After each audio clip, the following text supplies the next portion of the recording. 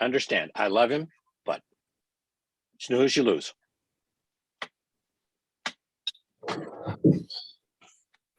It can start now. Okay. This is the District Operations Committee on the 11th of March, and we're starting at 9:30. I need a roll call, please. Director Gibson. Here. Director Kohler. I'm here. Vice Chair Schmidt. Here. And Chair Russell. Here. Okay, I need a motion to adopt the agenda. So moved. Second. Any public comment on the agenda? There are none. With that, we need a roll call. Director Gibson. Aye. Director Kohler. Aye. Vice Chair Schmidt. Aye. And Chair Russell. Aye. Okay, any public comment on items not on the agenda? There are none. Okay, then we need to adopt, I need a motion to adopt the minutes of the last meeting. Move approval. Second. Roll call. Director Gibson. Aye. Director Kohler. Aye. Vice Chair Schmidt. Aye. And Chair Russell. Aye. Okay. So now we need to go to the first item, which unfortunately I can't see because I lost my agenda packet on the screen here. So I'll have The it back first in a item is second. the hazard. The first Oh, item. the hazard mitigation. Yeah. Yes, yes. Right. Thank you. You're welcome. Happy to be your eyes. Crystal. Good morning, directors. Yeah, I'm going to start this one off. Crystal Yesman, Director of Engineering. Today we present the Hazard Mitigation Plan, which began with a grant award in April of 2020. And subsequently, the board approved execution of a consultant contract with Tetra Tech in November of 2020. We've been working on the plan for a couple of years now, and we're right on schedule from our original estimate of when it would be completed. The plan is essentially needed in order to secure grant funding from FEMA. And President Biden has been announcing all sorts of opportunities in the last year, including $15 billion in grant funding through this program. So the process was very structured. The way that the local hazard mitigation plan is prepared is that you identify your resources. We looked at a lot of past efforts and studies throughout the Bay Area and here locally that we did with Marin, including our 2040 water resources plan, our recent urban water management plan, as well as a lot of work that was done for seismic risk and vulnerabilities, flood risk, and climate change. And with that, you get into an assessment of those risks and how it would impact our system, and essentially come up with a mitigation strategy to try to mitigate those risks, and then adopt the plan. So the plan went out for public review and comment last fall, and then subsequent to that, we submitted it to Cal OES and FEMA for review, and they gave us a few minor comments. We edited the document, and then now it's in front of you for adoption today. I'm going to go ahead and hand it over to Kristen Arnold, who's going to go into a little bit more detail of the plan and lead the discussion. Crystal, Hey, if I can just clarify, this is just a review and refer to the full board meeting, so not for adoption today. Yeah, not for adoption today. It's a review and refer. All right, Kristen. Good morning, thank you. I'm Kristen Arnold, Associate Engineer in Planning. So since Crystal went over the background, I'm going to just dive right into sort of the development of the plan.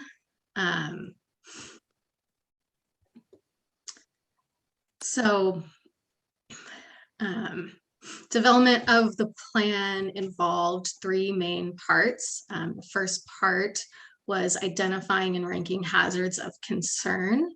The second was completing a risk assessment. And the third part was developing mitigation actions. So I'll go into a bit more detail on each of those parts.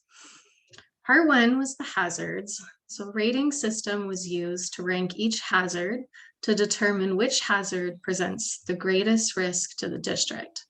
The hazards that present the greatest concern are earthquakes, wildfire, drought, and mass movements. Hazards that present medium risks were flooding and severe weather. Hazards that presented the lowest risk are dam failure and tsunami. Additional hazards in the I have a plan. question. I have a question.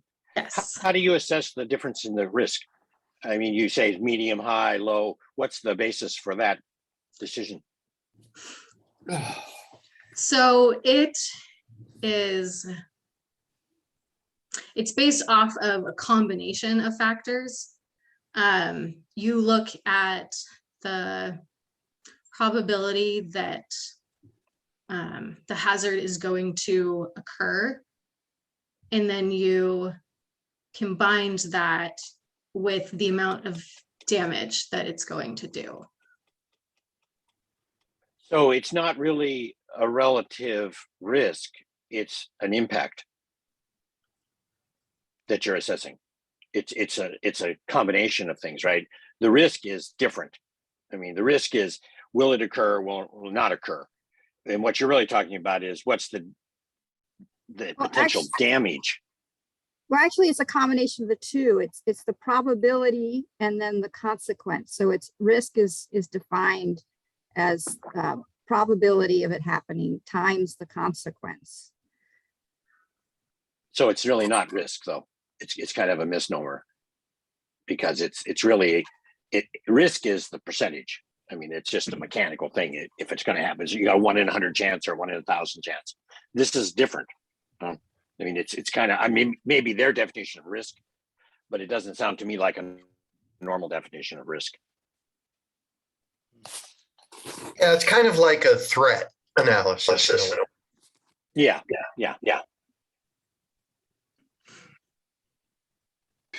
Okay, thanks.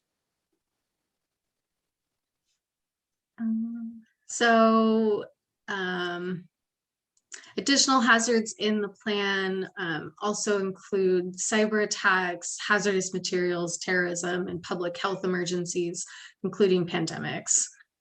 It also presents an overview on climate change and how all hazards have the potential to be affected by it. I have a question, Kristen. Sorry. Is a cyber attack or that type of thing included in the risk analysis? No, they're like the cyber attacks, they were described in the plan, but there wasn't really an analysis performed on them. Yeah, and it's just, you know, it's not like I'm focused on it, but it just seems in light of recent events, it's something that we might want to add to the list. Especially really recent events. Very recent events and fairly high probability. Yeah, there is a section in the plan discussing the risk of cyber attacks in more detail. Yeah. Mhm. Yeah, I just honestly just got through the executive summary and the list of actions. So I'll take a look, but it just seems that that could be a fairly high probability risk. I have a question too. Crystal explained, you know, we get FEMA grants based on this, and it's a requirement. It's an enormous amount of information in there. What multi-benefits do we get? How do we use this in other ways than just the grants? You know, and it describes the various risks. Do we use it to follow up on mitigating those risks, or what's what multiple advantages do we or could we extract from this? Oh, yes, certainly. Going through the exercise focuses our thought process in order to determine which projects are a priority for mitigating potential risks. Mm-hmm. However, by identifying those risks and coming up with a suite of potential mitigation actions, those actions are then eligible for grant funding, and it's a significant amount of grant funding. So anytime there's a disaster throughout the United States, let's say in one part of the country, they'll do a failure analysis and determine, what was the issue, and across the country, they'll open up grant opportunities to mitigate those risks throughout the country, and they'll provide money so that through lessons learned. Right. So, there could be a wildfire in Paradise, but then there's grant funding, mitigation grant funding to try to strengthen systems throughout California to prevent, impacts from wildfires in general.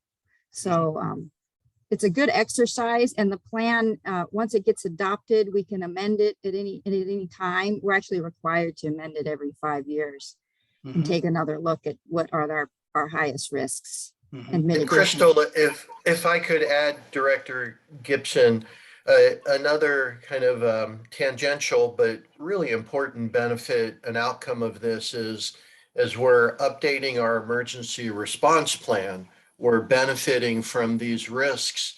And what we're doing with the emergency response plan is each sort of risk will have kind of a section in the emergency response plan so we can respond were that event to occur.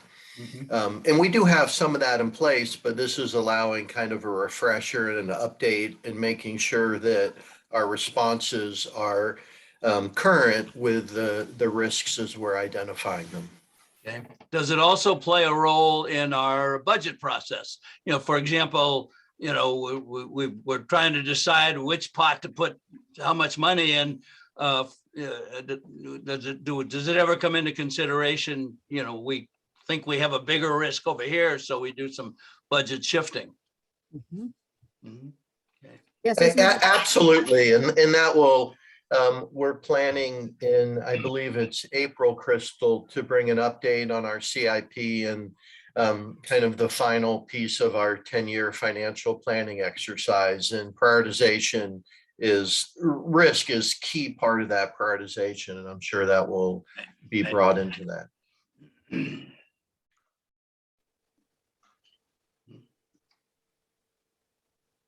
Okay, so I think we were discussing the development of the plan, and we had gone over the identification of risks and then evaluating the mitigation actions. Kristen? Yes. So yeah, the last part, part 3, is the mitigation plan. Based on the hazard ranking and risk assessment, 23 actions were identified that the district can take to mitigate the potential loss associated with the hazards of concern. The action plan is used to prioritize actions for implementation and pursuing grant funding. These priorities are based on estimated benefits and costs of each action, how many objectives the action can accomplish, the availability of existing funding, and the action's eligibility for various grant programs.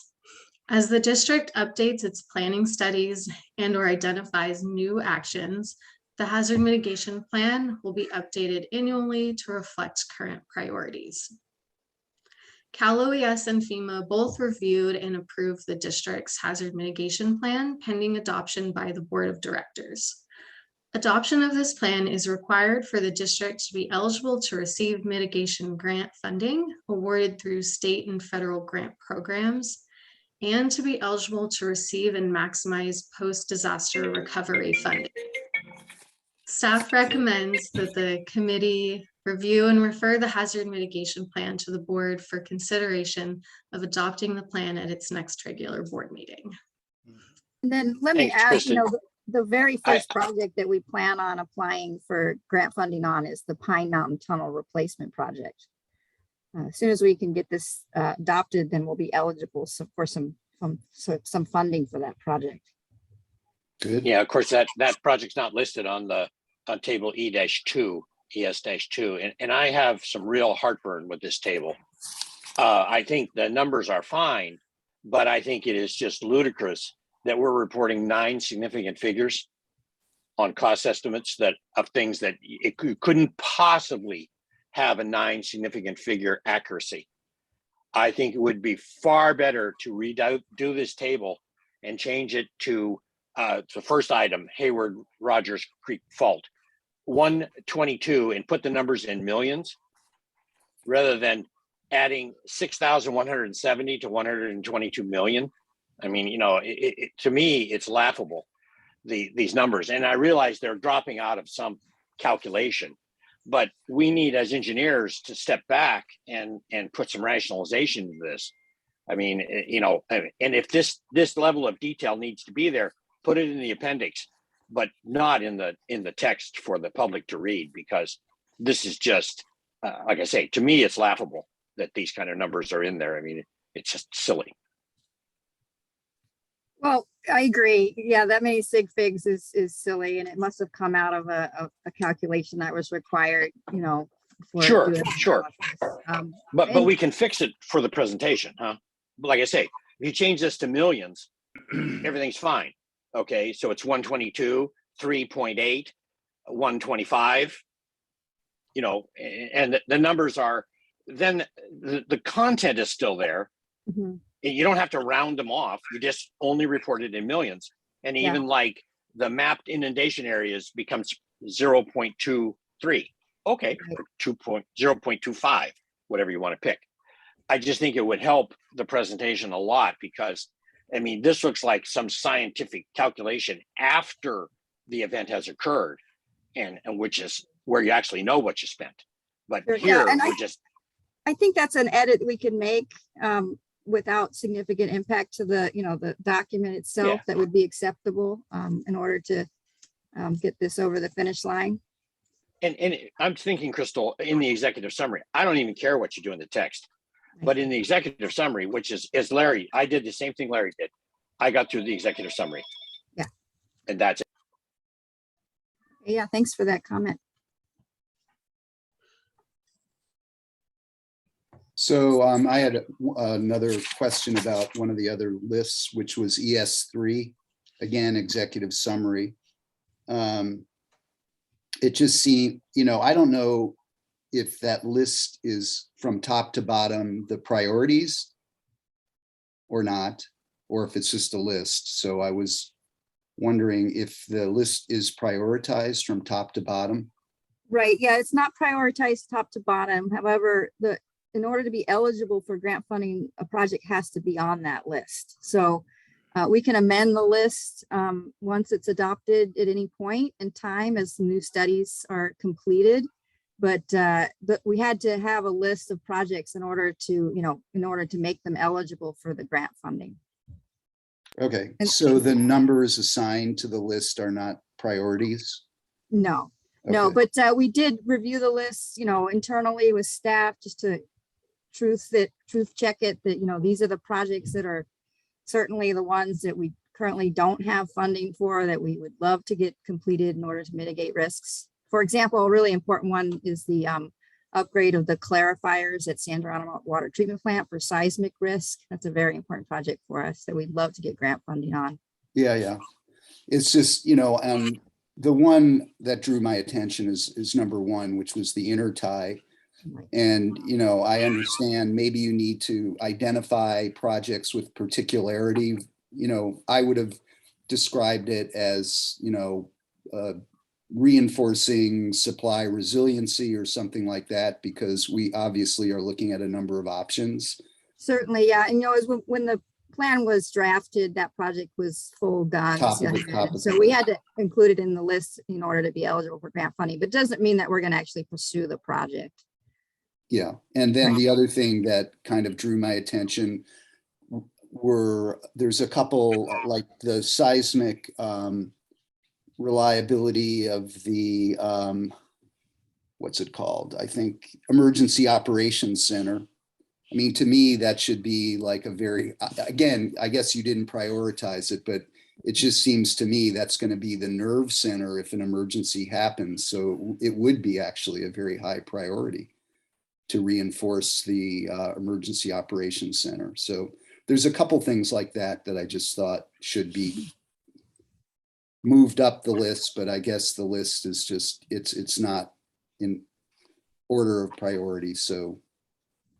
But I think you hit a good point, Larry. I mean, I think it should state that, and maybe it does, but I haven't seen that in the text. It should say something like, these are just a listing. There's no prioritization.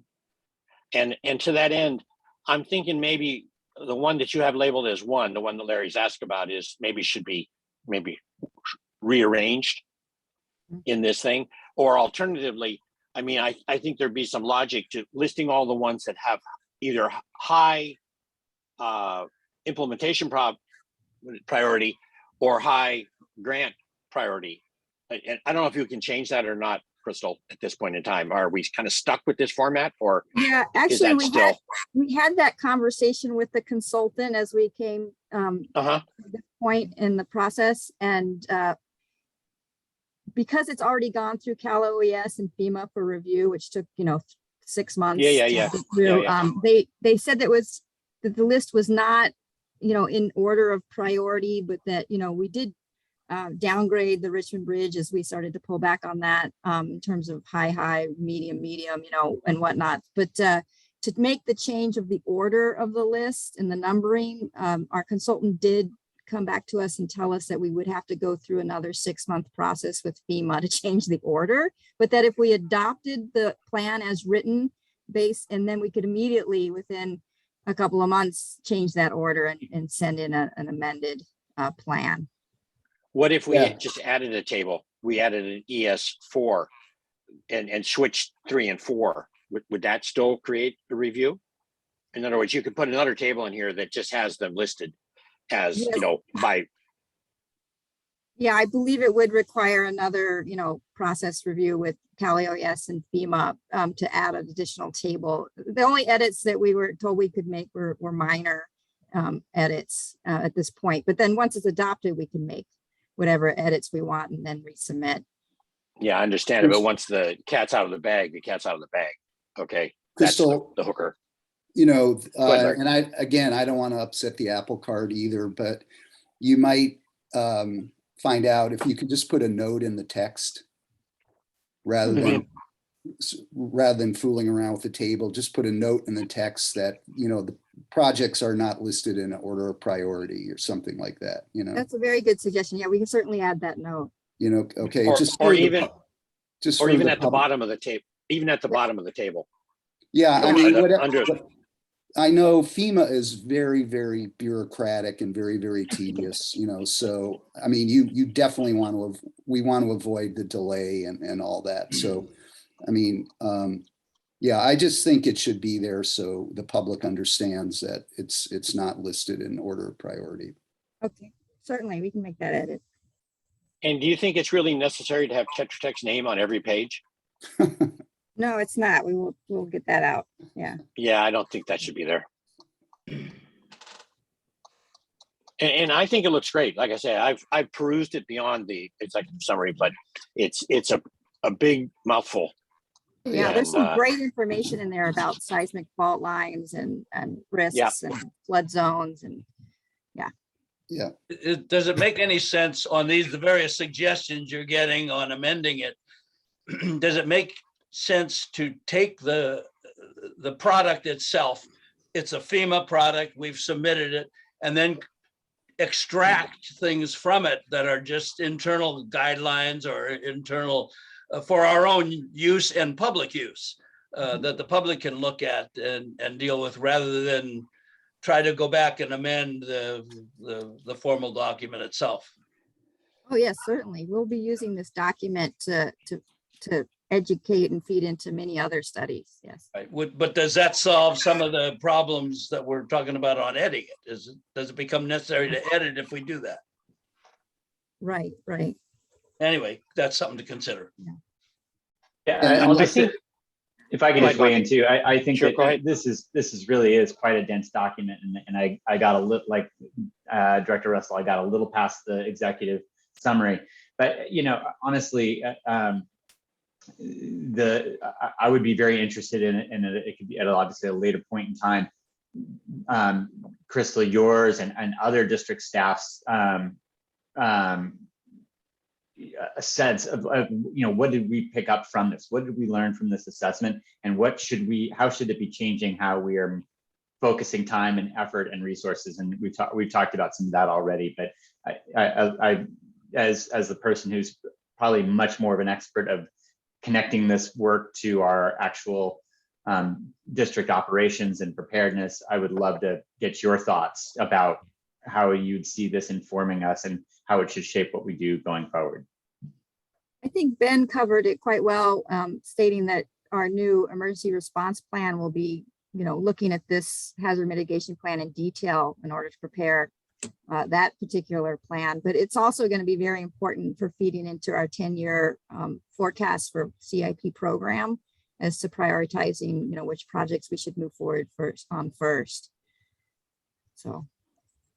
Great. I'm glad it's going to get worked in there. It would just be great to hear more, maybe the next level of detail down of, because of this analysis, what you folks might recommend. But again, that will come up, I know, in those other processes, and maybe it's just embedded in there. But this was a substantial piece of work, and I want to take the moment to at some point for it to benefit the board in understanding, where you folks see some important takeaways.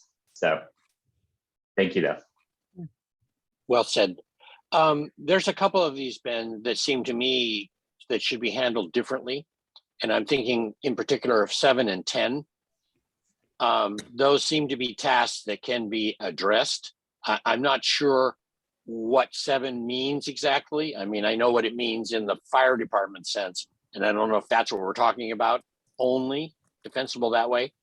It seems to me that's a task that should get done here pretty quickly, with the risk of fire. And 10 is similar. It's removing combustible materials from the outside of 64 pump stations.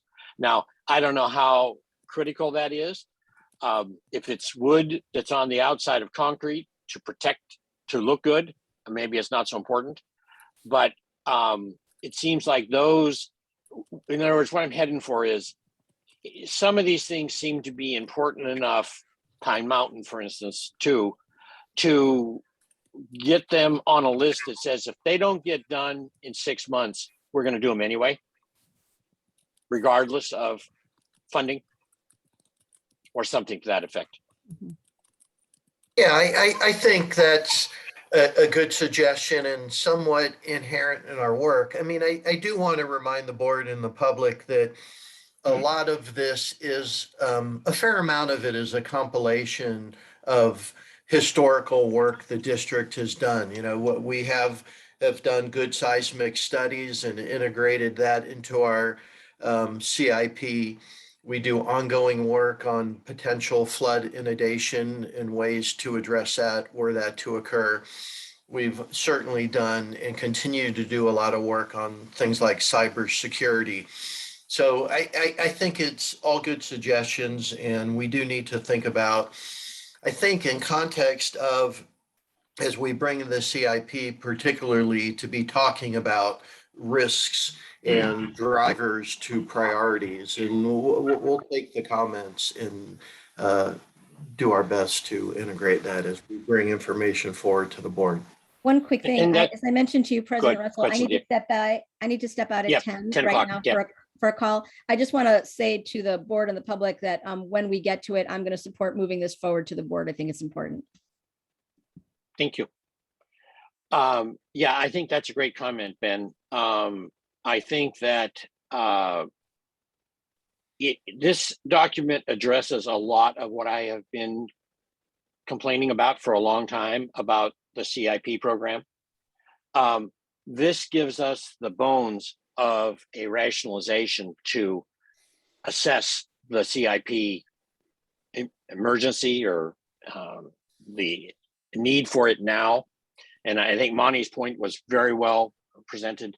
It's exactly what we need is a document like this to give the staff and the board more ability to understand how the CIP listings are put in the order they are presented. Right. I mean, Right. I know we have the basic tummy rubbing. I got that. Okay. And that's not a criticism. It's just best engineering judgment. Call it what you wish.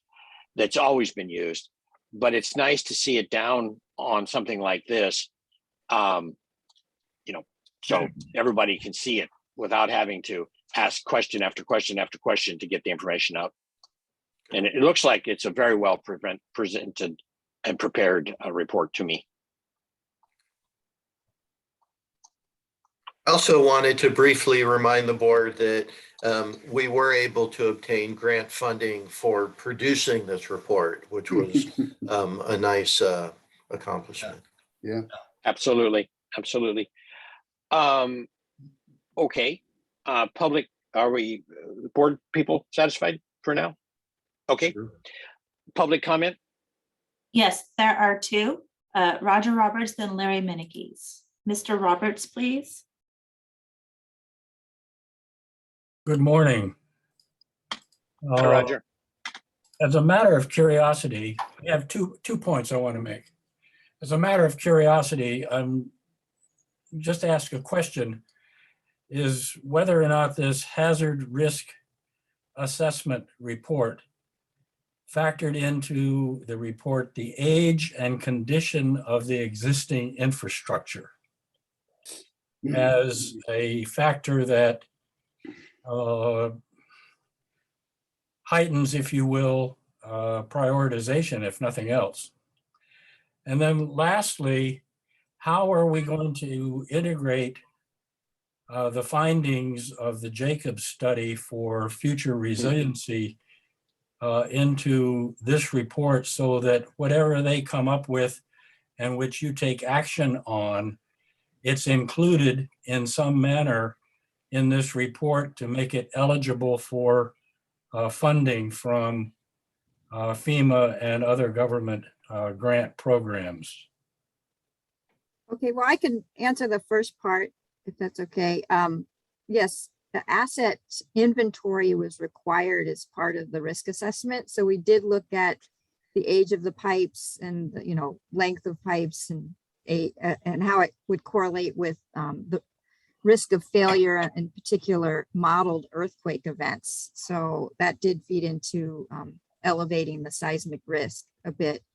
And as far as the Jacobs study, I'm sure Ben might have more to add on this, but certainly the results of the Jacobs study in terms of project priorities would be, this plan would be amended to include those results.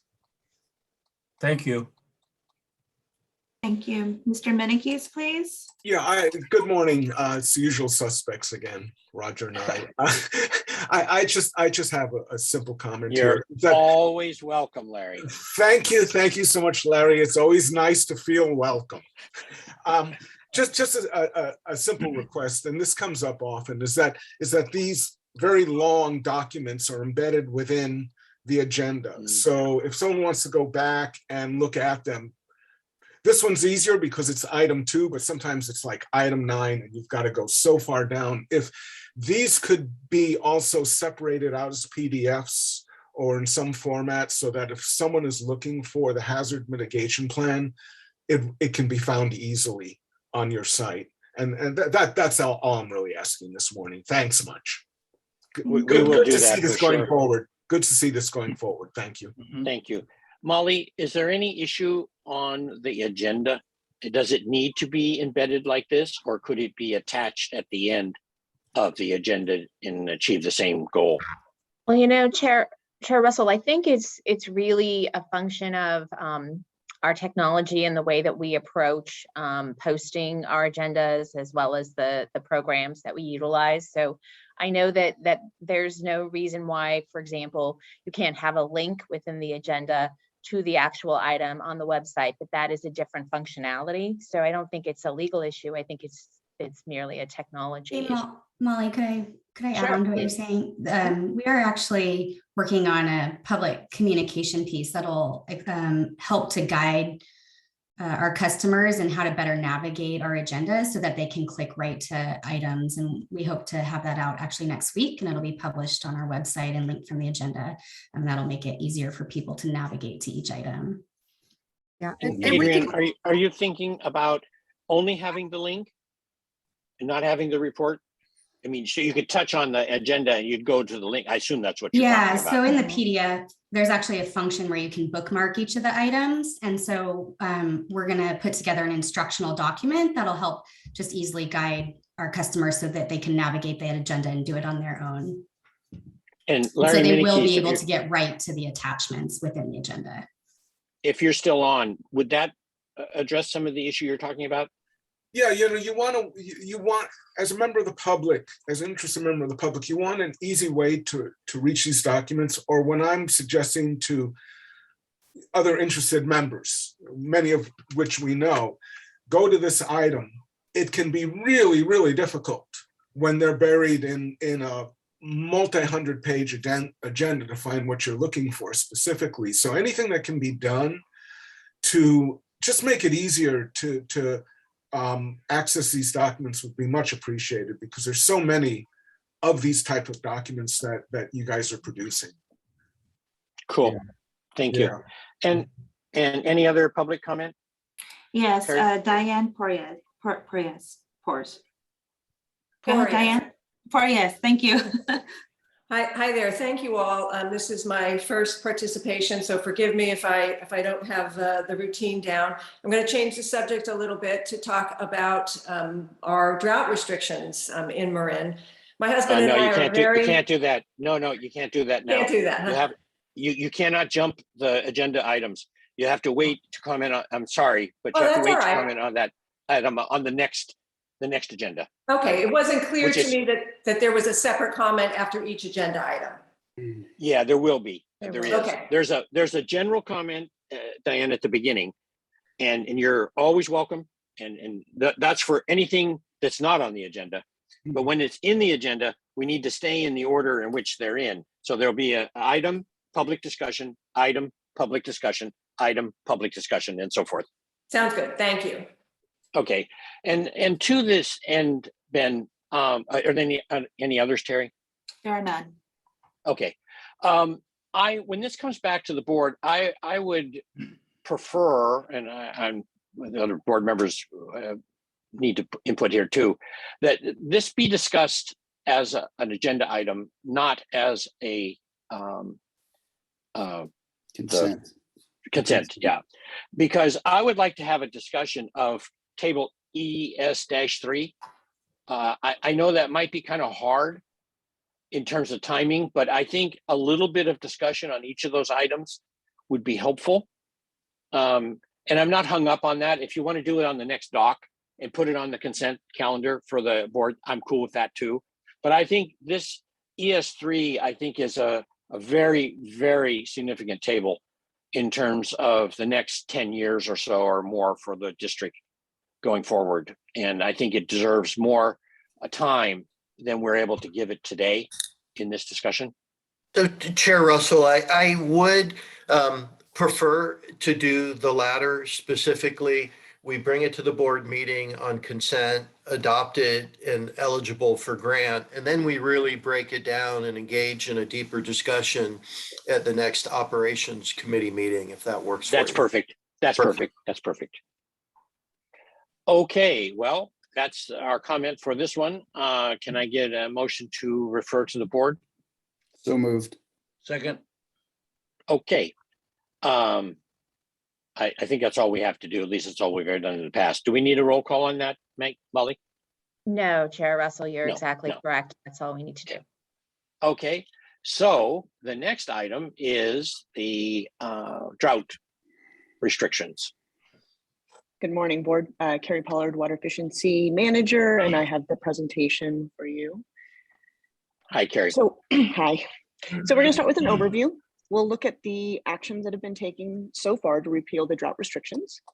We'll look at options to address the remaining and existing drought conditions. Talk a bit about the evaluation that staff went through in proposing staff recommendations for deactivating, and then also review in detail the remaining drought restrictions that we have in place. Ultimately, we'd like to decide what provisions should be kept and then maintained as part of our enhanced normal year program, and wrapping up with next steps. So the actions we've already taken. So in January, mid-January, the board approved to remove the water use limits and those associated penalties that had been enacted as part of our drought response. Then in mid-February, the board approved the removal of the irrigation prohibition and then enacted a 2-day-a-week watering restriction for the community. So as we look forward, looking at the options that to address the remaining drought restrictions, there's really two that kind of come to light. One is to retain all the current drought restrictions as they're in place. The challenge is there is that based on our current water storage levels, we don't require the continued curtailment per our code and also per our water shortage contingency plan.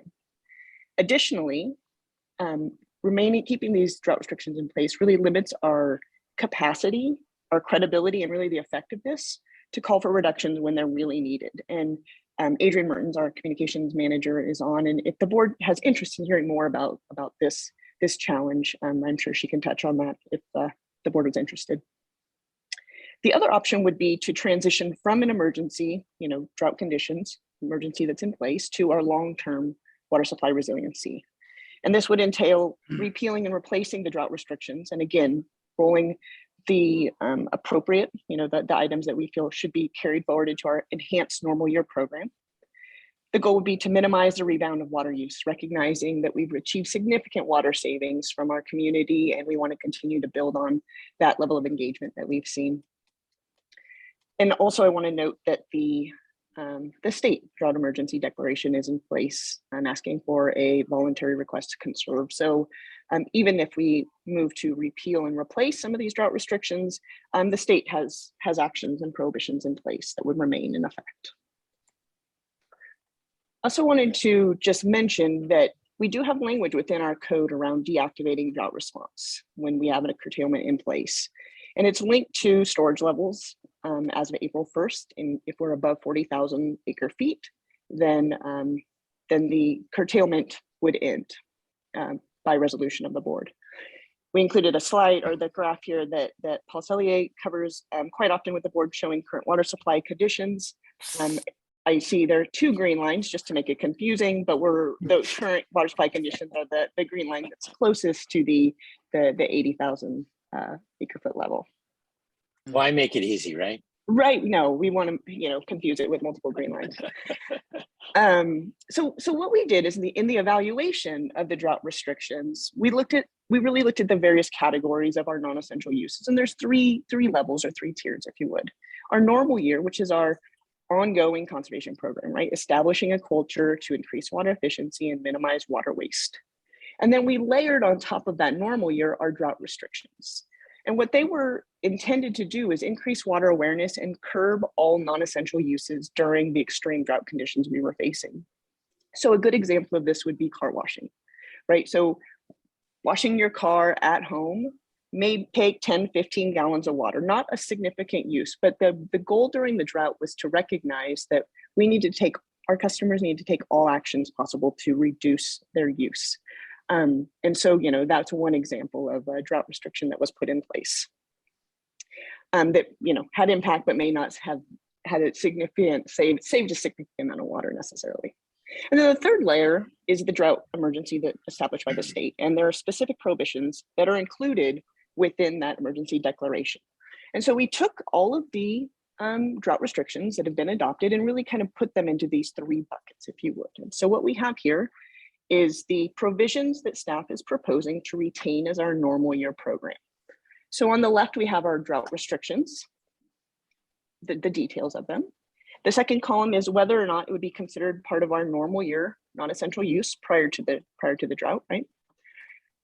All of these were included in our drought restrictions, and most of them, all but one, is part of the state emergency prohibition.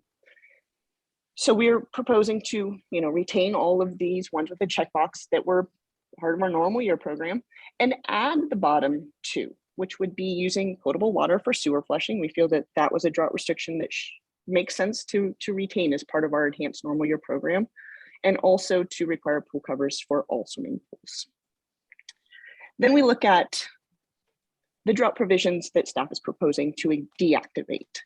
All of these items were not included in our normal year non-essential uses prior to the drought, but they were adopted as part of our drought restrictions. The top 2 will remain in effect due to the state emergency prohibition.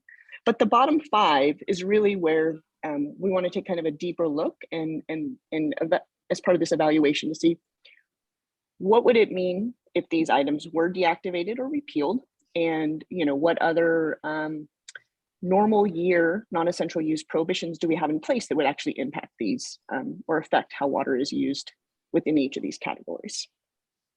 So starting with car washes. So there's a car wash restriction that using potable water to wash your vehicle at home, except at a commercial car wash facility, is not allowed. The recommendation here is to deactivate this restriction. We have 2 normal year restrictions that would be retained. One is that gutter flooding, which is excess runoff, is not allowed. And the other, that using a garden hose without a shutoff nozzle is prohibited. So if someone was to wash their car, we do have normal year activities or prohibitions and requirements in place to minimize the waste associated with this activity. Hence the recommendation to deactivate. Looking at the pool requirements, there's really 2 that are included in our drought response. One was pool filling, right? So it's not allowed to fill a completely drained swimming pool or a new pool that was permitted after December 1st. The recommendation here is to deactivate. The second recommendation is the use of pool covers, and it does align with the pool filling somewhat. The recommendation to require pool covers for all swimming pools to reduce evaporation, staff is proposing that add that requirement to our normal year program. We recognize that incentives for pool covers are currently available. Customers have options to use liquid pool covers to ensure compliance. And there's other technologies other than dragging a pool cover out, actually, to cover a pool that would meet the requirements of using a pool cover to minimize the evaporative loss. And what is the liquid pool cover? Yeah, it's a chemical that can be added to a pool to reduce evaporation. Widely used. How effective is it relative to a pool cover? It's not, they're not equal. It's slightly less effective, but it still provides significant reduction in evaporation. Mm-hmm. Can you quantify that in some way? Like, does it cut evaporation in half? Does it cut it by 90%? Does it cut it by 20%? I mean, a pool cover cuts evaporative loss by 100%. Or not probably 100%, but something similar. So just trying to get a sense of, is this really an adequate alternative? Yeah, so there's different options, right, for liquid pool covers, and the stats I've seen between 50 and 70% of evaporative loss for a pool cover. So it depends on the type of chemical additive, what type of liquid pool cover they're utilizing. I've never heard of do you sorry to keep drilling on this one. I also just wonder, it's out there, but how likely are people to use it? I mean, I think a pool cover is very obvious. Like, when you're done with your pool, you put the cover back on. Does this liquid cover have to be applied each time? Are there any, do we have any stats about how this has been used maybe by other, water districts or communities, and what kind of compliance they get? You can kind of hear in what I'm saying that I have some skepticism about how effective it is versus a pool cover, and then are people actually going to even use it as an alternative? So, based on when the pool cover requirement came into place during the drought, we heard from a number of pool companies and inquired about this, because apparently in the community, liquid pool covers are readily utilized, right? That's one of it's very common. And so I think that they certainly are within the community, they're out there, but they do require them to, I think they only last, 3 or 4 months, and then you have to re-add the liquid, whatever the additive is, once again, right? So we don't incentivize liquid pool covers because they're not permanent, right? They do require maintenance, but apparently they are readily utilized. Is it a product that is commonly sold by pool suppliers? Yeah, it's on Amazon. I'm looking at it right now, Jack. It's also used on reservoirs the size of ours. These are usually long chain alcohols that float and just change the dynamics of the evaporative process. And they work. They're just kind of, in a reservoir, you can imagine the cost, but it depends on the value of the water. Huh? Yeah, I wasn't aware of liquid pool covers prior to our restriction either. So I learned about them as well. So it's been around in the reservoir business for 50 years or more, because you can imagine, what does Paul Sellier say? We lose something like 8,000 acre feet a year to evaporation from the reservoirs, some number like that. It's a lot.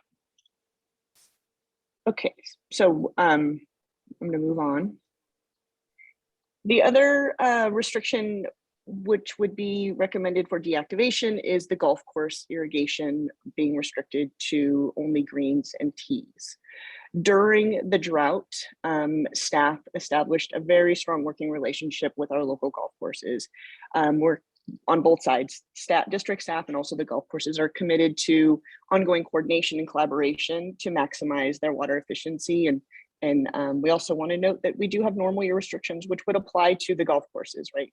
The irrigation hours that they can run their irrigation, not allowing runoff, compliance with our irrigation day restrictions, and also that they're encouraged to only irrigate based on plant health, right? Not exceeding that plant health level of irrigation. Another prohibition in place is on new connections, focused in on new connections. There's a prohibition on installing landscaping for new connections. The recommendation here is to deactivate this item. Normal years, that restrictions that are in place that would apply to anyone installing new landscaping is compliance with our plan review requirements and all the same items that the golf courses would be required to comply with. I will also note that on Tuesday, the board will be considering the commercial non-functional turf, which would apply to new connections. So there are a number of actions that are kind of built into our landscape plan review process and also being teed up that would ensure that new landscaping is as efficient as possible. The other item I would note is, now's the time we want folks to replant, right? We want to get those plants established sooner than later so that they have a good root system before the hot summer months come into play. And so now is really the time we would want to encourage our customers to make that transition, right, to install their low water use landscaping. Finally, the days allowed for irrigation. As I noted that, mid-February, the board did repeal the irrigation prohibition and rolled back to 2 days a week. The staff recommendation is to increase the allotment or the allowance to 3 days a week for drip irrigation. You may recall during the drought, we did have separate number of days allowed for overhead spray versus drip. We recognize that 2 days a week is just inadequate for new plantings, right? Even new plantings that are being irrigated with drip. We want to, again, ensure that they get established before the summer months. Additionally, continuing the undue stress on plant material that's recovering from drought conditions is important, right? We asked our customers to really stress their landscaping last year.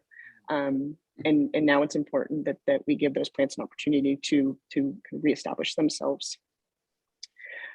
We recognize that outreach and education will be key to this rollout, right? That ensuring that our customers know the resources that are available and are aware of how to find out how long they should be irrigating to meet the 2 day or 3 day a week irrigation restriction that staff is proposing will be key.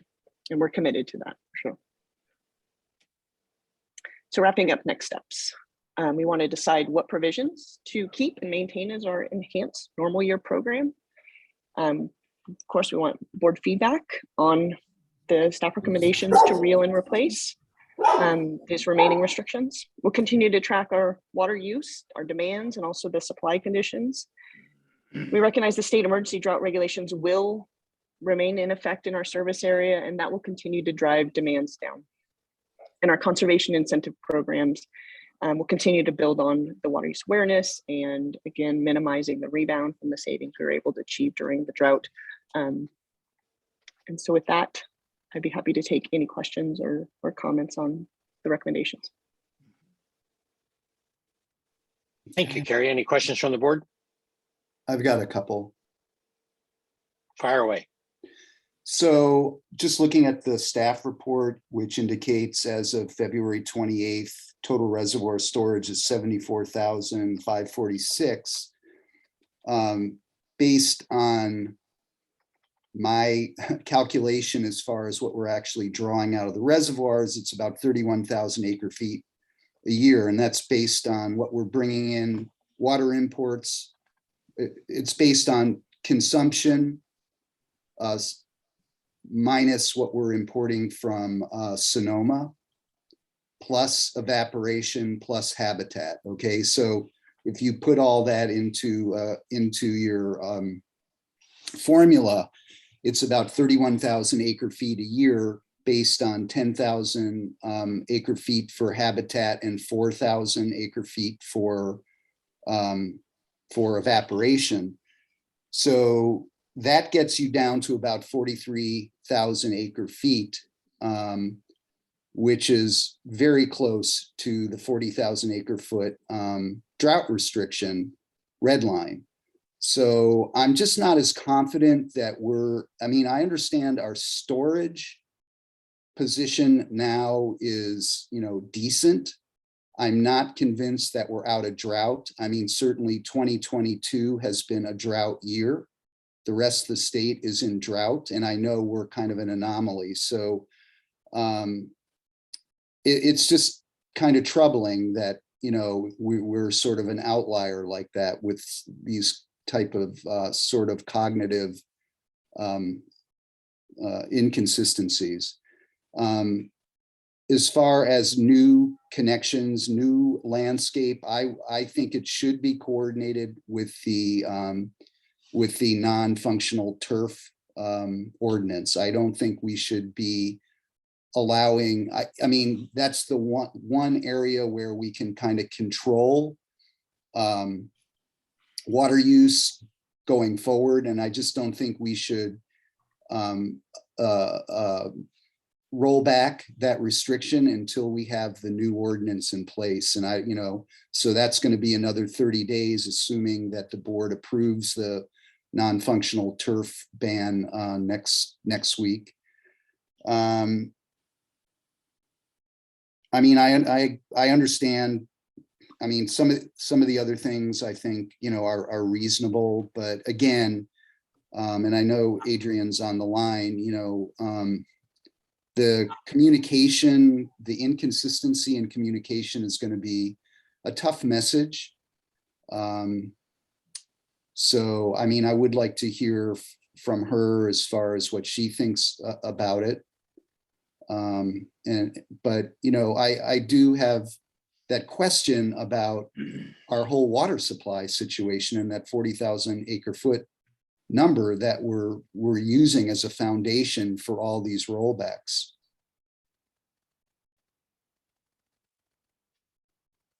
And that's it. Yeah, I can speak to communications, Adrian Martin's communications manager. So from a communication standpoint, the water shortage emergency declaration really functions as a tool that helps to drive home the message that the community is in imminent and dire situation. And that was what the district was facing in April 2021 when the water shortage emergency was declared. And at that time, we were looking at critical supply levels that required urgent help from all of the community. And that was really how it was messaged. And so it is important to consider that leaving that emergency water shortage declaration in place for much longer after we've recovered our supplies and everyone can see what our water supply levels are right now, it could make it harder down the line to persuade Marin water customers to reduce their water use at the levels that we may need them to if we find ourselves in that critical level again. Almost like the water shortage declaration starts to lose its value in times of immediate crisis. And so one additional point I actually want to make related to that is I have found some challenges lately in trying to communicate where the district is at while that water shortage declaration remains in place. On the one hand, in our messaging, we're telling our customers that we've recovered from the imminent water shortage, and that's now allowed us the time to refocus our efforts on our water supply resiliency and on our longer term conservation programs and policies, which Carrie touched on some of those.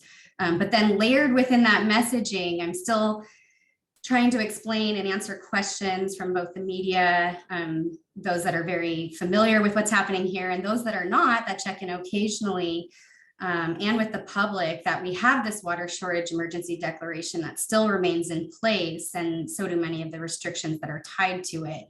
And so that becomes a very lengthy and layered and complicated thing to try to communicate around. And I think Carrie's presenting some options that, and we're looking at things that can help us to not say that we're reopening the floodgates, that, we don't have concerns for the future. But I think for me, it's really around that water shortage emergency declaration.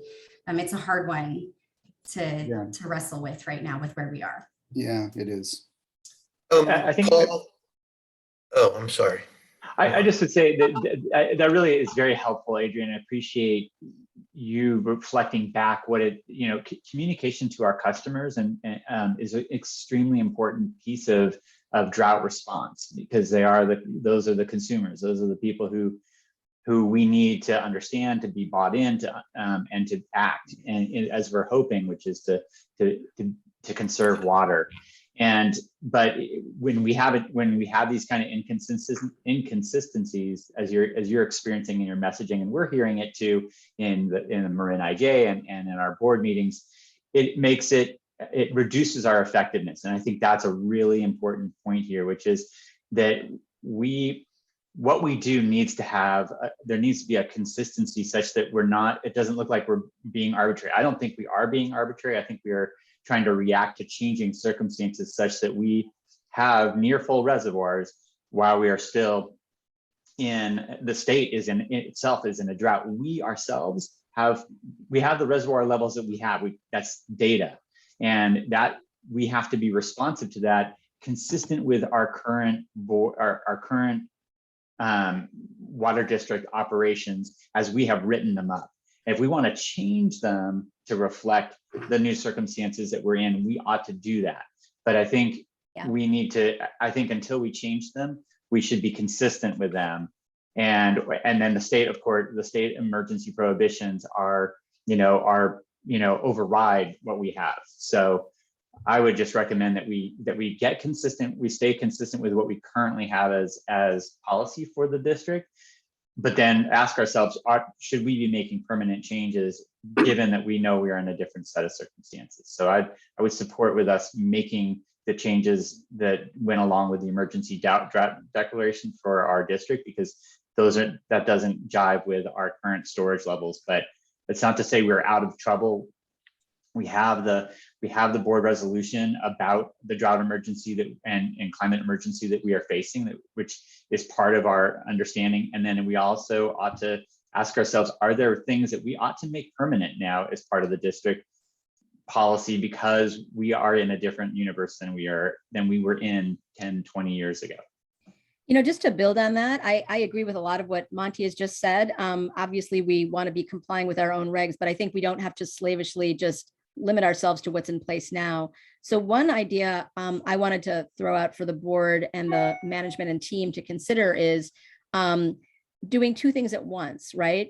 So acknowledging, as we've heard, that the narrow drought emergency has passed given the state of the reservoirs, but of course, we also are aware that we could be back here very, very quickly. So what I'd like to see is not doing things sequentially, but at the same time. So while we lift, again, I'm just proposing this for folks to think about, while we lift the emergency, we issue another declaration of long-term climate emergency, just acknowledging that we are not, that we are in a new situation that may provide the policy basis for reconsidering some of these provisions that you got listed on slide 8 to deactivate. I think some of these make sense, but I'm not sure that they all do. So I'm, as somebody who spends, most of my professional life working in that comm space that Adrian described, I agree. We've really been very challenged in explaining to the public the difference between the immediate situation, and I don't even want to say the long term, just the medium term, right? We could be right back here with a very dry fall. So we don't want to, I think it would be a mistake to send the public a message that we were just saying everything's just fine and we're back to normal, because I don't think that anybody on this call really thinks that. Anyway, so I'd like to hear what the board thinks about my suggestion to, while we want to acknowledge, in accordance with our current regs, that the very narrowly defined current emergency may have passed, we are aware that we could be right back here and put in place some kind of companion resolution that acknowledges that and that provides a basis for keeping at least some of these restrictions in place. Okay. I think I'm agreeing with everything I heard there. Depending on how you measure drought, which traditional way is obviously rainfall, we're in a drought. Obviously our reservoirs are full and so forth. And, we can use that as an excuse to say we're out of the drought, but we're not. Now, and what the future holds, we just simply can't be sure at this point. And we are taking significant steps to secure our water supply. Right. All of future prospects that leaves us a little uncertain. I think what we should be doing is, at least big picture, staying the course, not really making drastic changes at this time. We might look at the harsher restrictions we've had. I think we've actually already done that, and peel them off. But primarily stay the course, at least until we get a better handle on what the future brings, what we're able to do with more water. And take it a step at a time, really. And what does that mean, Jack? Are you saying not to move forward with what Carrie's proposing? Well, I'd have to think about it's detailed. Okay. There's a lot of details in there. I really have to give that some thought. I do think there's some harsher restrictions we had when we had a low water supply on hand that can probably be repealed. I also want to avoid as much as possible the water cop position. I want to give as much discretion to our users as possible. If somebody wants to take less showers to keep their roses alive, I'm for it. We need to rely on we have a very responsible clientele out there who with a very high degree of cooperation, whichever way we go. I think we should respect that and honor that and give them a lot of choice in the process. I couldn't agree more, Jack. And, I've been thinking about this too. And let me just bring people up to date, anyone who cares. You recall I was talking about my wife and I using 35 gallons a day combined between the two of us. We have stopped collecting the warm up water and putting it in the toilets and those kind of things. And we're now at 55 gallons total for the two of us. So we're still doing fine. And which means there's a great potential for just being very water conscious. And as you put it, Jack, avoiding water waste. Exactly. And to that end, I've been thinking about something that we just propose it. In other words, instead of making it a hard, you shall do this, shall not do that, because I don't like the water police idea. I don't like the hassle of the enforcement, either side of it, from the public or from the water district. And maybe we could just put out recommendations to say that we are requesting that you water no more than twice a week, but it's up to you. And I concur completely with what Larry Bragman said, and Cynthia and Monty, about not jumping the gun here. I think, everybody can look outside and see it. Spring has sprung. Okay, we are done in this water year. That's my bet. At least any substantive water. And I think we are headed right back to where we were in December last year. And maybe we'll get lucky in October will come just like it did this year, and December will come, and that's all great. But I'm not going to take that bet. I think we need to be extremely cautious. This is just like saying, we don't need any savings account. It's okay. And I do, Carrie, appreciate your position. I'm empathetic to it completely, and also to Adrian's the mixed messages we're sending. And I think we need to make it clear that the mixed messages aren't mixed messages. No, we don't know what's going to happen, and we're doing the best we can do, and it's just like people being pissed off at Fauci for saying this and then that. Well, that's what science is all about. You try something and you see how it goes. And that's where we are. We need to, if we knew what the results were, if we knew a year from now where we would be, life's easy, but we don't. Yeah. And we need to be cautious. I agree. And I think, and I'm sorry, Carrie, I missed some of your presentations, but I do have the slides. So for example, some of the restrictions that are being proposed, I'm very uncomfortable given what everybody's just said. I'm seeing a lot of board agreement here that we're going to say, yes, use drinking water to wash cars. I mean, given the situation that we're in, given everything that everybody's been saying about how we're likely heading into yet another dry year, to me, that's the mixed message. I think what you're hearing from the board is we don't want mixed messages. We want the message to be that we are in a new reality, and we need to be putting our policies in line with that, rather than pretending that we're still living in the 70s or the 60s or wherever, when the last time we had a really wet period.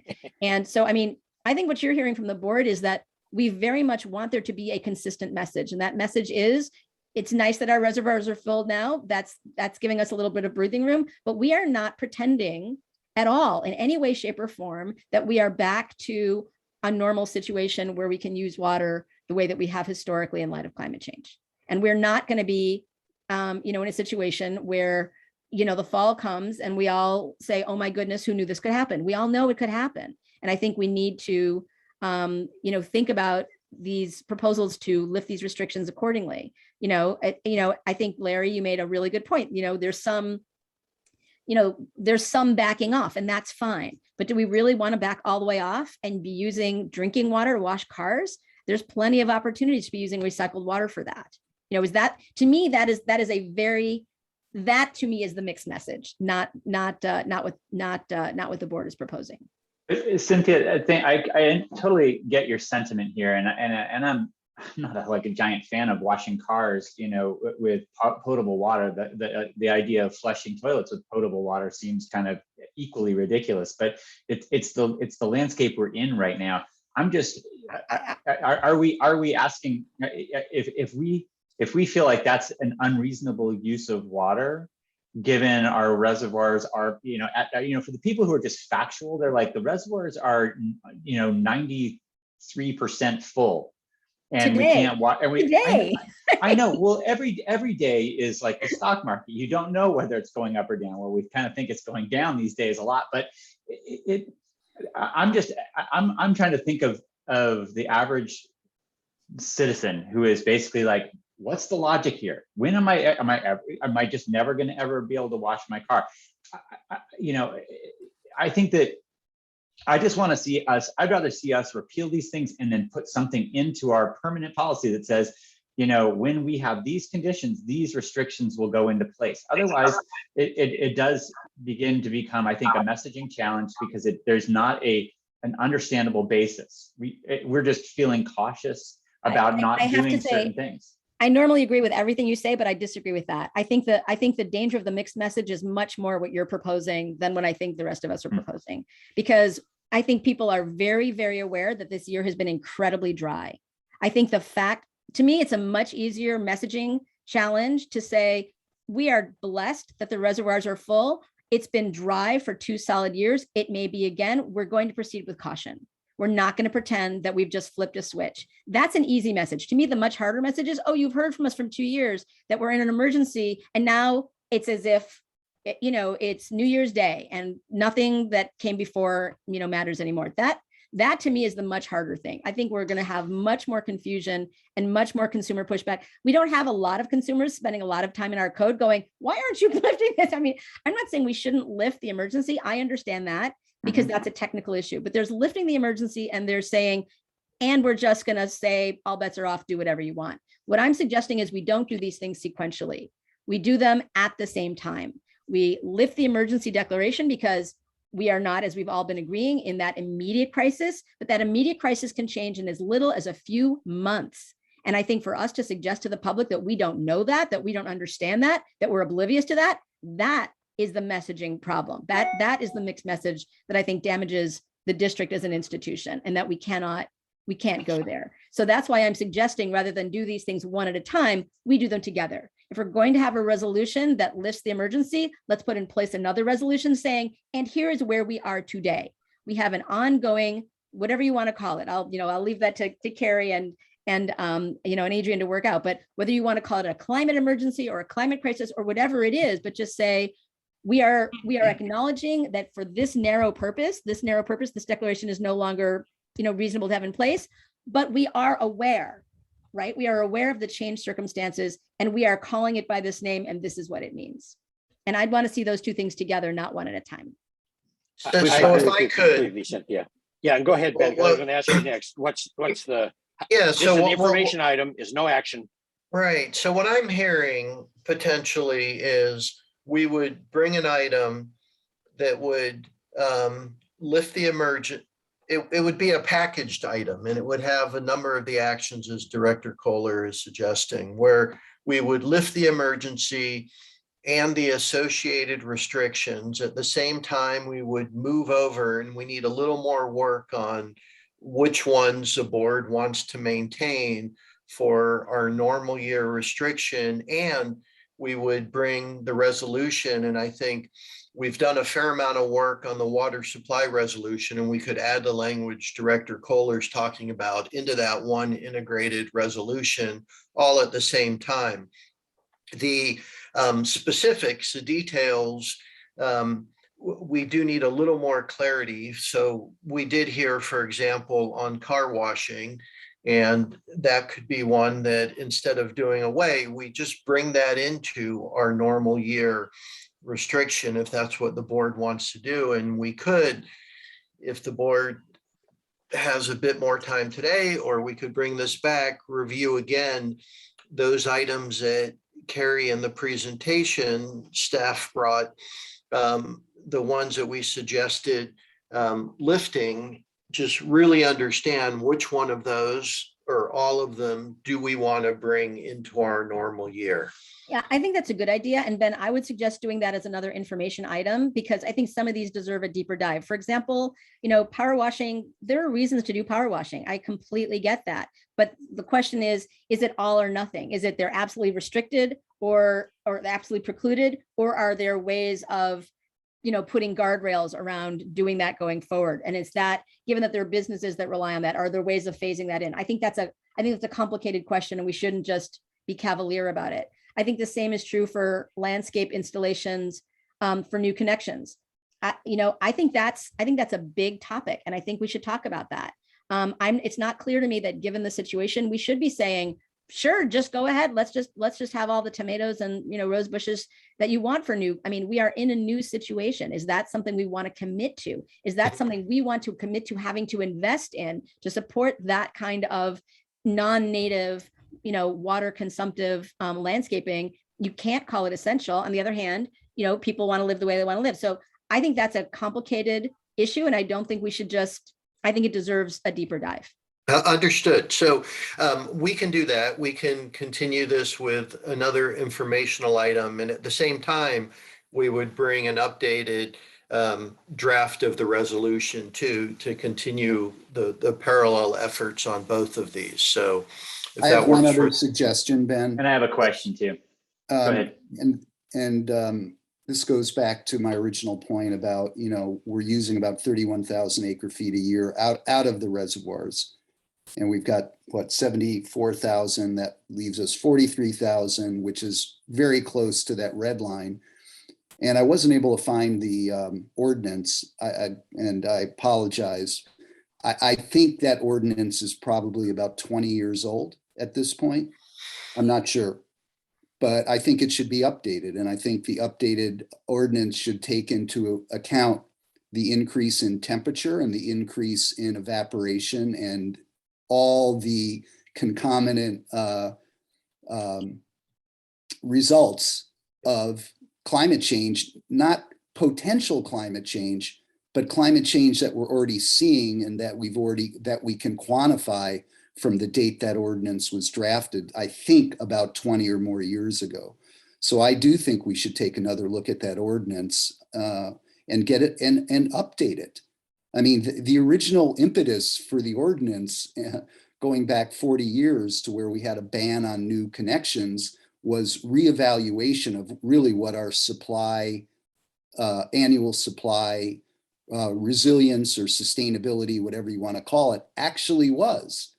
And the district over the years has recalculated that. And I think we're kind of at that time, we're kind of at that inflection point again. And I think that's what Cynthia was emphasizing. I would emphasize it. And I think it's something that we need to really take a look at on a fairly priority basis. So thanks a lot.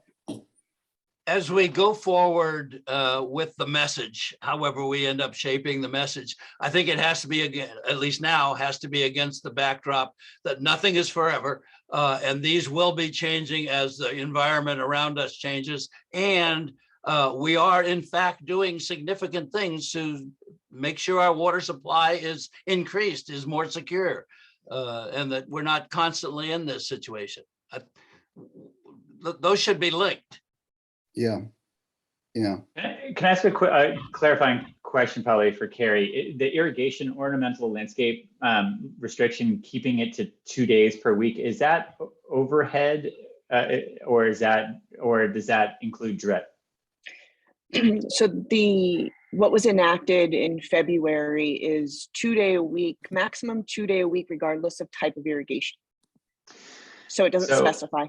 Yeah, so I just, I expressed this back then and I'll say it again now, which is again, I feel like that's as we go into the dry months and we're asking ourselves, again, people who've been holding off on establishing new vegetation, is 2 days a week enough to allow for establishment of new vegetation, which we want to get started? If it's going to go in, you know, and get established, does drip irrigation need to be I'm fine with overhead, you know, in terms of lawns and so forth, but you know, I hear from customers, from businesses, from landscape businesses who are raising concerns that what we enacted might have been driven by lawn irrigation versus drip irrigation for landscaping, which could be drought tolerant landscaping that's gone in to replace lawns. And I would like us to be more thoughtful about that. And, you know, I hear, you know, we're struggling with a very important message, which is we're in a different moment now than we were 5, 10, 20 years ago about our water use and our water use projections and climate change. And when we talked about on non-functional turf, I know we made there was a decision to focus on new landscapes, but not to address non-functional turf in our existing landscape. And I just think there's an inconsistency there. There's a massive opportunity for water savings that we're overlooking by not addressing existing non-functional turf in places that we've talked about. And I'd like to see us, if we're going to talk about really not having, you know, having a prohibition on, you know, on using potable water to, you know, wash our vehicles, that's like the savings on that compared to non-functional turf is, I would love to see a comparison, because I think we might be focusing in the wrong place. I'd like to focus on where we can get the biggest bang for our buck on conservation. So I'd like to propose that we come back to that and consider these things really for where we should focus our time and effort, and explain to our customers why we are doing those things because of the savings. Yeah, I really agree with that. That was basically what I was trying to get at when I said I didn't want to, that I wanted more informational items, because we need to do a deeper dive with exactly that kind of data and that kind of rigor in the analysis. And, again, I'm just looking at, these slides, but I think, yeah, being super clear about the difference between, well, maybe more, maybe there's more days of irrigation if you use different types of irrigation, technology or systems or whatever it is. I mean, I think we need to get to that level of granularity. Yeah, I just want to say one other thing about washing your car, which really strikes at the heart of, I think, identity for a lot of people, and maybe rightly so. But it's also really bad for the creeks when you are washing a car and all that soap goes into the storm drain and goes into the creek. That is toxic to the habitat. So, and Carrie, I don't know if we might, as far as recommendations for cars, is bucket washing versus spraying, something like that. And my final point is I found our emergency ordinance. It looks like it was drafted in 1991. So that's 31 years ago. That's a generation ago. And I really do think we should do a sort of pretty detailed look at temperature and climate change since 91 and maybe revise it upward as far as that 40,000 acre foot, maybe increase it according to really what the evaporative changes actually are, because we really don't have solid numbers on that, or even on habitat releases, really. So yeah, I think that's an interesting suggestion, Larry. I will say this: 91 was a very serious drought as well, and we did an in-depth review of those trigger points, because my first reaction was, yeah, they're just tummy rubbing. But we went back historically, and understanding that historical may not be relevant, and they were right on. They worked every time. The 40,000, the 25,000, and all that stuff. And the part that's hidden in all those that we don't ever talk about is the automatic rate increase that comes with them. When you ratchet down 25% on water conservation or water reduction, the ordinance requires an increase in the rates of 25%. So, that part's in there too. So I encourage it. And I think it's been a very good discussion. I think we should get the public in here if we can do that.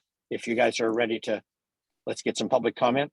I'm just going to say quickly, I'm so sorry. I do want to hear the public comment, but I have a hard stop at 11. So I'm sorry, I'm going to miss it this time. But I know that you'll all be back when Ben and his team bring this back to the board for the next conversation. Have a good day and a great weekend, everybody. Thank you, Cynthia. all right, thanks a lot. Okay, we have 4 public comments. The first one is Roger Roberts, then Diane Borges. Go ahead, Mr. Roberts. I presume you can hear me. This is Loud and clear, Roger. yeah.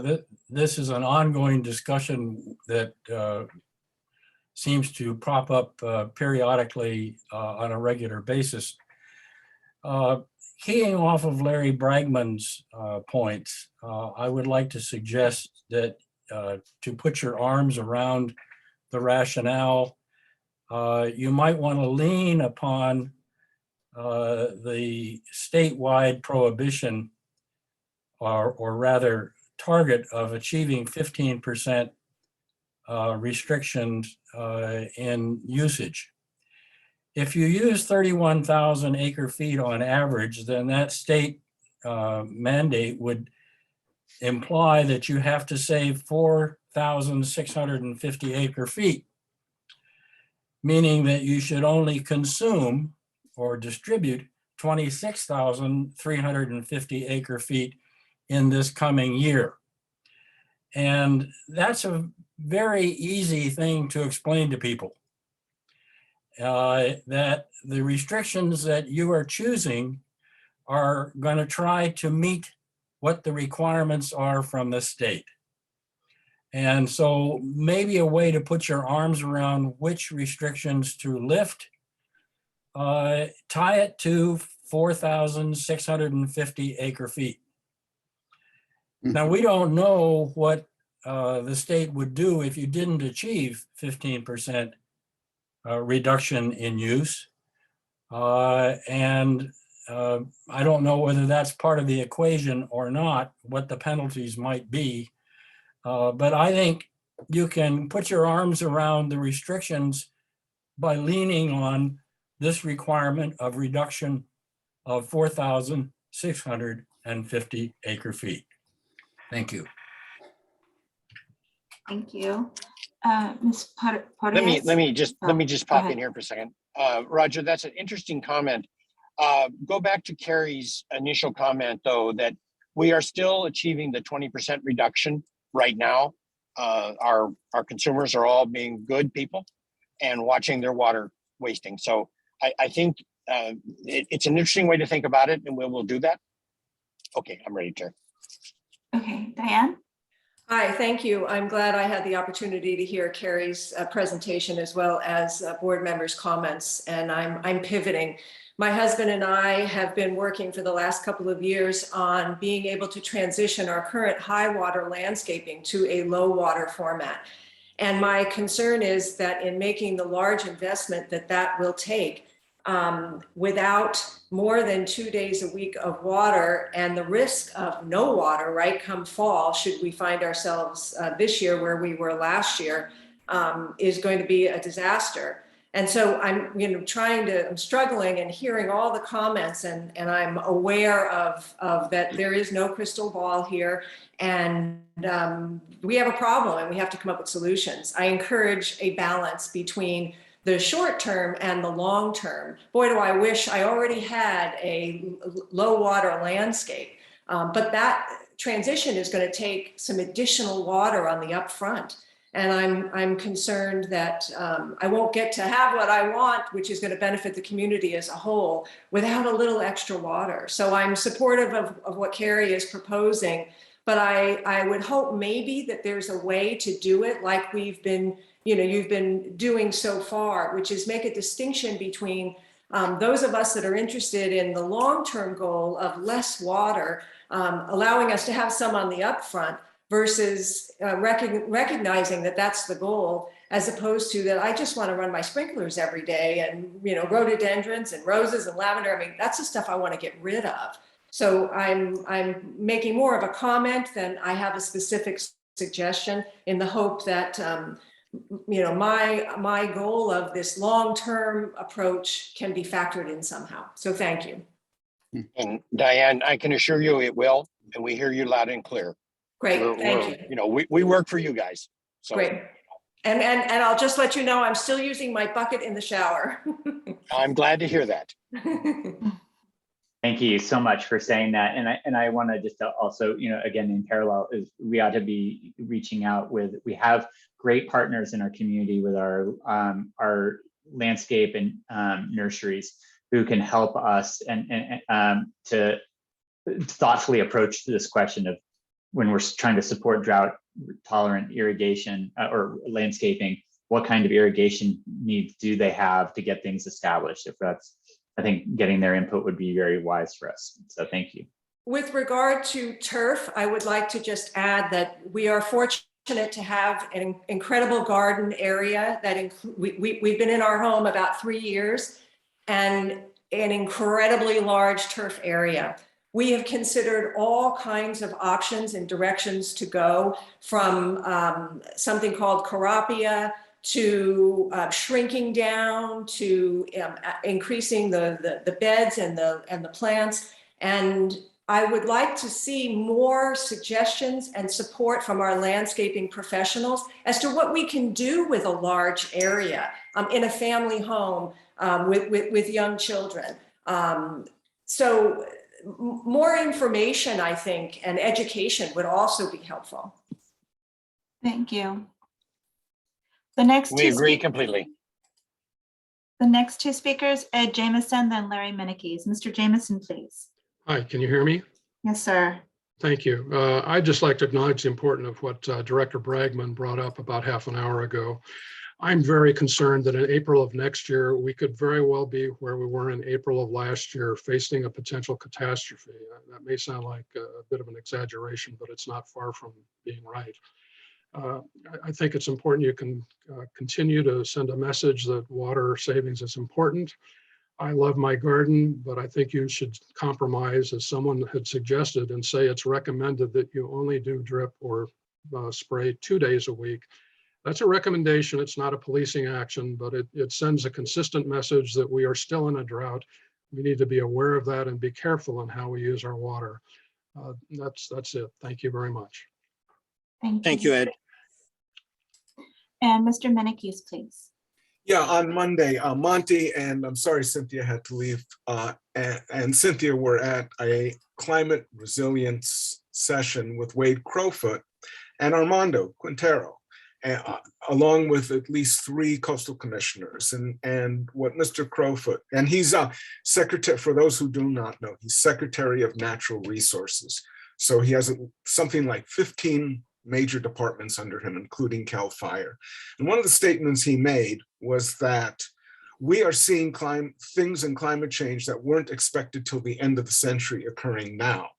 And in terms of messaging, what may help is to perhaps quote what the IPCC, report said, and that's the Intergovernment Panel on Climate Change. And this was August 19th. I'm not going to read the report. I'm just going to read the title, Climate Change, Widespread, Rapid, and Intensifying. And that's the message that needs to get out to the public. It's not just an MMWD issue. This is not MMWD making these pronouncements. It's being made globally. And that's all I really wanted to say this morning. Thank you so much. Thank you, Mr. Menikes. There aren't any further comments. Okay. Well, I hope that's given you some direction, Ben, on where we're coming from. I think it has. And we'll continue to talk about this. And unless there's any further board comment, I'm going to adjourn the meeting. I think staff, we're good. We really did benefit from the good discussion. Thank you, Director Russell. Okay. Yeah, I want to say thank you again to the staff for you've brought. I mean, the length of this conversation is in part because of the great information you brought to us and the importance of the work that everybody's doing, but particularly staff is doing. So thank you so much, and to the public too, who's hung in there and provided comments. It's a really important set of issues that we're trying to deal with, and we need good input. And we really look forward to figuring this out and taking some pretty quick action here, because we do need to move fast. We're behind the curve here when it comes to climate change and our response to it. Okay. Thank you all. Thank you. We're going to Thank you, adjourn the meeting. everybody. And thank you all. Take care. Bye-bye.